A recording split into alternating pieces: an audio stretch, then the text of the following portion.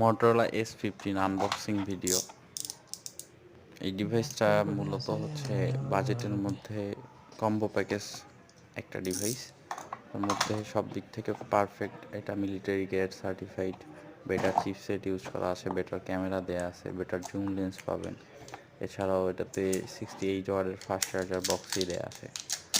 তো আপনারা যারা নিতে আগ্রহী আর দেরি না করে নিকটস্থ মোবাইল শপে যোগাযোগ করুন, যোগাযোগ করে ফোনটি পারচেস করতে পারেন।